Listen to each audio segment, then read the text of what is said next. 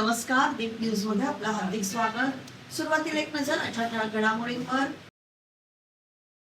Lanja ST स्थानकावर गर्दीचा फायदा घेऊन वृद्धेची 1,00,000 रुपयांची सोन्याची माळ लंपास, अज्ञात चोराविरुद्ध गुन्हा दाखल.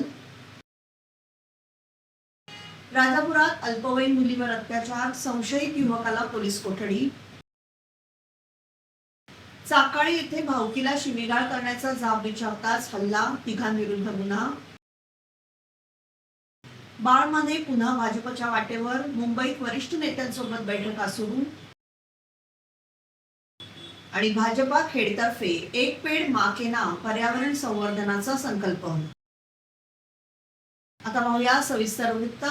लांजा एसटी बस स्थानकावर बसमध्ये चढत असताना प्रवाशांच्या गर्दीचा फायदा घेऊन एका वृद्ध महिलेच्या गळ्यातील 1,00,000 रुपये किमतीची सोन्याची माळ अज्ञात चोरट्याने हातवात लांबवल्याची घटना समोर आली आहे.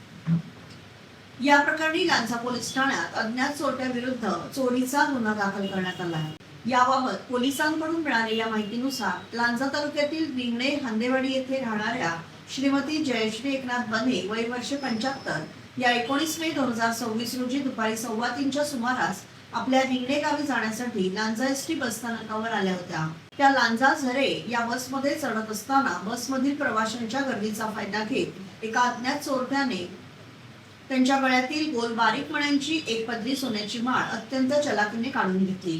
चोरीला गेलेल्या या 26 ग्रॅम वजनाच्या सोन्याच्या माळेची किंमत सुमारे 1,00,000 रुपये आहे.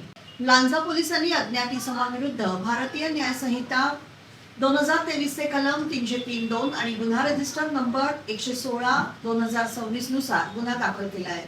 अधिक तपास लांजा पोलीस करतायत. राजापूर शहरात एका 17 वर्षीय अल्पवयीन मुलीला फूस लावून तिच्यावर अत्याचार केल्याची धक्कादायक घटना उघडकीस आली आहे. या प्रकरणी राजापूर पोलिसांनी संशयित आरोपी दिलीप कुमार बावकर याच्या विरोधात पोस्को कायद्याअंतर्गत गुन्हा दाखल करून त्याला अटक केली आहे. न्यायालयाने संशयिताला 5 जून पर्यंत पोलीस कोठडी सुनावली आहे. या गंभीर प्रकरणाची राजापूर पोलीस स्थानकात पीडितेच्या आईने फिर्याद दिली आहे. मिळालेल्या माहितीनुसार पीडित मुलगी राजापूर येथे संगणकीय प्रशिक्षणासाठी येत असताना तिची संशयित दिलीप कुमार याच्याशी ओळख झाली होती. याच ओळखीचा गैरफायदा घेत संशयिताने 3 एप्रिल 2026 रोजी मुलीला फूस लावून आपल्या एका मित्राच्या घरी नेलं आणि तिथे तिच्यावर अत्याचार केला. या प्रकरणाचा पुढील तपास सहाय्यक पोलीस निरीक्षक दीपज्योती पाटील करतायत. भावकीतील लोकांना शिवीगाळ करत असल्याचा जाब विचारल्याप्रकरणी एका 53 वर्षीय व्यक्तीला बांबूच्या काठीने आणि लाथाबुक्क्यांनी मारहाण करण्यात आल्याची घटना खेड तालुक्यातील चाकाळे खरोशीवाडी येथे घडली आहे. या घटनेत संबंधित व्यक्ती जखमी झाली असून या प्रकरणी एकाच कुटुंबातील तिघांविरुद्ध खेड पोलीस ठाण्यात गुन्हा दाखल करण्यात आला आहे. पोलिसांनी दिलेल्या माहितीनुसार सुधीर देवजी शिंदे हे 2 जून 2026 रोजी दुपारी 12:30च्या सुमारास आपल्या घरी जेवण करत होते. त्यावेळी गावातील वैभव वामन कडू हा भावकीतील लोकांना शिवीगाळ करत असल्याचं त्यांच्या लक्षात आलं. त्यामुळे शिंदे यांनी घराबाहेर येऊन त्याला याबाबत विचारणा केली. या विचारण्याचा राग आल्याने वैभव कडू यांनी हातातील बांबूच्या काठीने सुधीर शिंदे यांच्या दोन्ही पायावर मारहाण केली. त्यानंतर घटनास्थळी उपस्थित असलेले वामन कडू आणि विनायक कडू यांनीही शिंदे यांना अश्लील शिवीगाळ करत लाथाबुक्क्यांनी मारहाण केल्याचं तक्रारीत नमूद करण्यात आलं आहे.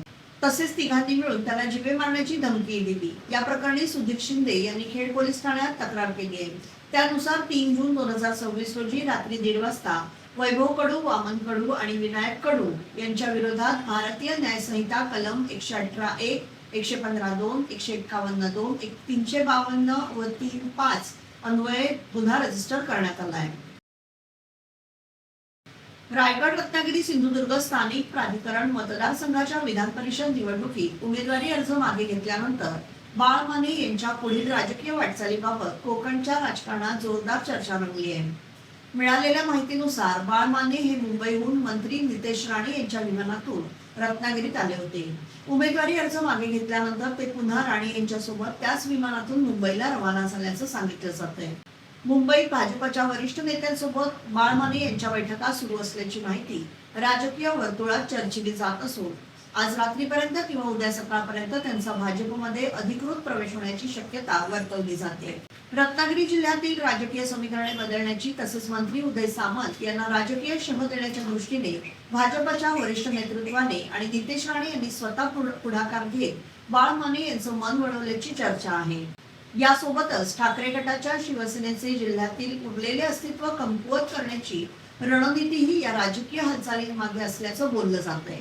यामुळे आगामी काळात कोकणातील राजकारणात मोठी उलथापालथ होण्याची शक्यता व्यक्त केली जाते. देशाचे लोकप्रिय पंतप्रधान नरेंद्रजी मोदी यांनी एक पेड़ मां के नाम ही सुंदर मोहीम सुरू केली आहे. या आवाहनानुसार जागतिक पर्यावरण दिनाचं औचित्य साधून भारतीय जनता पार्टी खेडच्या वतीने खेड भरणे रोड येथे वृक्ष लागवड करण्यात आली. एक वृक्ष एक जीवन या संकल्पनेला बळ देत अधिकाधिक वृक्ष लागवड करून पर्यावरण संवर्धनासाठी सर्वांनी पुढाकार घ्यावा असा संदेश यावेळी देण्यात आला. भाजप नेते तथा माजी नगराध्यक्ष ॲडव्होकेट वैभवजी खेडेकर यांच्या प्रमुख उपस्थितीमध्ये वृक्षारोपण करून पर्यावरण संवर्धनाचा संदेश देण्यात आला. प्रत्येकाने आपल्या आईच्या सन्मानार्थ एक वृक्ष लावून त्यांचे संगोपन करण्याचा संकल्प केला. खेड शिवसेना उबाटा गटाचे तालुका प्रमुख सचिनजी निकम यांच्या अध्यक्षतेखाली विभागातील प्रमुख पदाधिकारी सर्व शाखा प्रमुख यांच्या उपस्थितीत सुकिवली गण विभागाची बैठक तळे येथे संपन्न झाली. या बैठकीत विभाग प्रमुख, उपविभाग प्रमुख यांच्या नावांची सर्वानुमते निश्चिती करण्यात आली. यावेळी महिला आघाडी माजी तालुका संघटक सौ अंकिताताई बेलोसे उपस्थित होत्या. एक हात मदतीचा या अनुषंगाने तालुक्यातील नांदिवली गावातील नवीन गंगाराम कदम यांचा खेड भरणे रोडवर मागील 4 दिवसांपूर्वी अपघातामध्ये मृत्यू झाल्याने त्यांच्या कुटुंबियांना लायन्स जितेंद्र भिलारे यांच्या वाढदिवसानिमित्त 1 महिन्याचं जिन्नस भेट देण्यात आलं. त्याचप्रमाणे पंकजभाई शहा यांच्या वाढदिवसानिमित्त रोख स्वरूपात मदत करण्यात आली. कैलासवासी नवीन कदम यांच्या पश्चात त्यांचे वृद्ध आई वडील, पत्नी आणि 10वी शिकत असलेली मुलगी असं कुटुंब आहे. या मुलीच्या शिक्षणाची जबाबदारी लायन्स क्लबने उचलली असून जे जे शक्य असेल ती मदत करण्याचं आश्वासन लायन्स क्लब तर्फे या कुटुंबाला देण्यात आलं. या प्रसंगी लायन्स क्लबचे अध्यक्ष महेंद्र शिरगावकर, माजी अध्यक्ष रोहन विचारे, जितू भिलारे, विवेक कदम, उत्तम कांबळे, अनाजी चव्हाण, बाबू कदम आणि ग्रामस्थ उपस्थित होते. कोकण स्थानिक स्वराज्य संस्था मतदारसंघातून अनिकेत सुनीलजी तटकरे यांची आमदारपदी बिनविरोध निवड झाल्याबद्दल खेड येथे त्यांना शुभेच्छा देण्यात आल्या. यावेळी भाजपा नेते तथा खेड नगर परिषदेचे माजी नगराध्यक्ष ॲडव्होकेट वैभवजी खेडेकर, राष्ट्रवादी काँग्रेस पार्टीचे रत्नागिरी जिल्हाध्यक्ष बाबाजीराव जाधव, भाजपा खेड शहराध्यक्ष भालचंद्र उर्फ नंदू साळवी, रत्नागिरी जिल्हा परिषद सदस्य अजयजी विरवटकर, भाजपा युवा मोर्चा रत्नागिरी जिल्हा सरचिटणीस ॲडव्होकेट मिलिंद उर्फ दादू नांदगावकर, राष्ट्रवादी महिला रत्नागिरी जिल्हाध्यक्षा तथा नगरसेविका दापोली नगरपंचायत सौ साधना मोत्रे, दाऊद दुदुके, सुयश उर्फ बॉबी खेडेकर, स्वराज गांधी, प्रथमेश सुर्वे उपस्थित होते. हिंदू हृदय सम्राट माननीय श्री बाळासाहेब ठाकरे यांची जन्मशताब्दी आणि युवा सेना प्रमुख आमदार आदित्यजी ठाकरे यांच्या वाढदिवसाचं औचित्य साधून युवा सेना रत्नागिरी जिल्ह्याच्या वतीने रविवार दिनांक 7 जून 2026 रोजी सकाळी 11 वाजता माननीय खासदार विनायकजी राऊत यांचे संपर्क कार्यालय येथे सडेतोड वक्तृत्व स्पर्धा 2026 आयोजन करण्यात आले. महाराष्ट्राच्या उज्ज्वल भविष्यासाठी तरुणाईचे विचार, वक्तृत्व आणि भूमिका निर्णायक ठरावी या हेतूने ही स्पर्धा आयोजित करण्यात आली आहे. तरी या उपक्रमास उपस्थित राहण्याचं आवाहन जिल्हा युवाधिकारी अजिंक्य मोरे आणि प्रसाद सावंत यांनी केलंय. रत्नागिरी येथील अधीक्षक डाकघर विभागीय कार्यालय द्वारा दिनांक 15 जून 2026 रोजी दुपारी 3 वाजता विभागीय डाक कार्यालय रत्नागिरी येथे जिल्हास्तरीय पेन्शन अदालत आयोजित करण्यात आली आहे. सेवानिवृत्त डाक कर्मचाऱ्यांच्या सेवानिवृत्ती वेतनाबाबतच्या तक्रारी विचारात घेतल्या जातील. एका व्यक्तीने एकच तक्रार अर्ज करावा. तक्रारीचा उल्लेख सर्व तपशिलासह केलेला असावा. उदाहरणार्थ तारीख आणि ज्या अधिकाऱ्यास मूळ तक्रार पाठवली असेल त्याचं नाव, हुद्दा इत्यादी. पेन्शन अदालतमध्ये नीतिगत प्रकरण अर्थात उत्तराधिकारी इत्यादी आणि नीती प्रकरणाशी संबंधित तक्रारींचा विचार करण्यात येणार नाही. निवृत्ती वेतनधारकांच्या लाभाशी संबंधित तक्रारी ज्यांचे 3 महिन्याच्या आत निपटान झालेले नाही अशा प्रकरणांनाच डाक पेन्शन अदालतमध्ये विचार केला जाईल. आपला अर्ज DS कुलकर्णी, डाकघर अधीक्षक, विभागीय कार्यालय रत्नागिरी यांच्या नावे दिनांक 12 जून पर्यंत अथवा तत्पूर्वी पोहोचेल अशा बेताने पाठवावा. दिनांक 12 जूनच्या नंतर मिळालेल्या अर्जांवर पेन्शन अदालतमध्ये विचार केला जाणार नाही. महाराष्ट्रात नैऋत्य मान्सूनच्या प्रगतीला वेग आला असून 5 जून रोजी राज्यातील अनेक भागात पावसाची शक्यता हवामान विभागाने व्यक्त केली आहे. विशेषतः कोकण, मुंबई महानगर प्रदेश, घाटमथा तसेच मध्य महाराष्ट्रातील काही जिल्ह्यांमध्ये मेघगर्जनेसह हलका ते मध्यम पाऊस पडण्याचा अंदाज आहे. मान्सून मुंबईत 5 ते 6 जून दरम्यान दाखल होण्याची शक्यता यापूर्वीच भारतीय हवामान विभागाने वर्तवली होती. मुंबई आणि उपनगरांमध्ये दिवसभर ढगाळ वातावरण राहण्याचा अंदाज असून काही ठिकाणी मेघगर्जनेसह पावसाच्या सरी कोसळू शकतात. समुद्रकिनारी भागात वाऱ्याचा वेग वाढण्याची शक्यता असल्याने मच्छीमारांनी सावधगिरी बाळगण्याचं आवाहन करण्यात आलं आहे. हवामानातील आर्द्रता वाढल्याने उकाडाही जाणवू शकतो. 10वी आणि 12वीच्या परीक्षा अधिक पारदर्शक, सुरक्षित तसेच पर्यावरणपूरक करण्याच्या उद्देशाने महाराष्ट्र राज्य माध्यमिक आणि उच्च माध्यमिक शिक्षण मंडळाने महत्त्वपूर्ण निर्णय घेतलाय.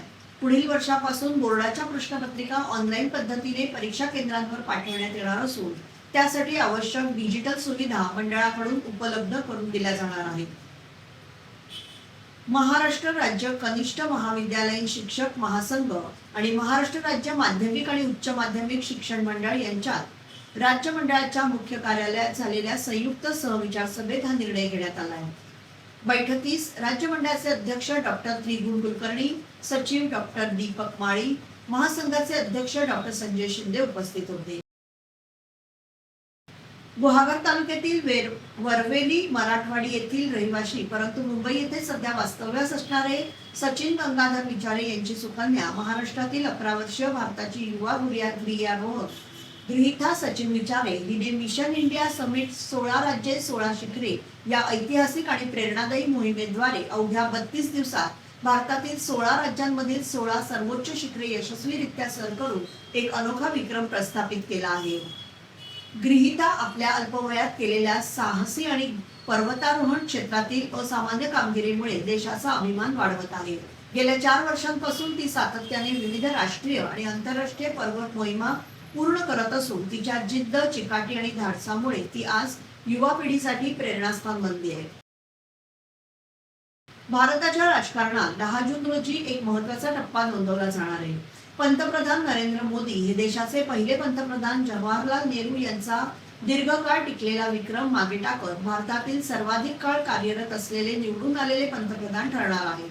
26 मे 2014 रोजी प्रथमच पंतप्रधान पदाची शपथ घेतलेल्या नरेंद्र मोदी यांनी त्यानंतर सलग 2 लोकसभा निवडणुकांमध्ये विजय मिळवत केंद्रातील सत्ता कायम राखली. 10 जून 2026 रोजी त्यांच्या पंतप्रधान पदाचा सलग 4399 दिवस पूर्ण होईल. यासह ते जवाहरलाल नेहरू यांच्या 4398 दिवसांच्या निवडून आलेल्या पंतप्रधान पदाच्या कार्यकाळाला मागे टाकतील. खाद्यतेल कंपन्यांकडून पॅकिंगच्या आकारात होणारी हेराफेरी रोखण्यासाठी केंद्र सरकार आता नवीन नियम आणण्याच्या तयारीत आहे. बाजारात सध्या 850 मिली, 875 मिली, 900 मिली आणि 950 मिली अशा वेगवेगळ्या आकारात खाद्यतेल विकलं जातं. यामुळे ग्राहकांना वेगवेगळ्या ब्रँड्सच्या किमतींची तुलना करणं आणि प्रति लिटरचा खरा दर समजणं अत्यंत कठीण होतं. ग्राहकांची ही संभ्रमावस्था आणि बाजारातील छुप्या पद्धतीने होणारी फसवणूक थांबवण्यास सरकार पॅकिंगचे आकार स्टँडर्डाइज करणार आहे.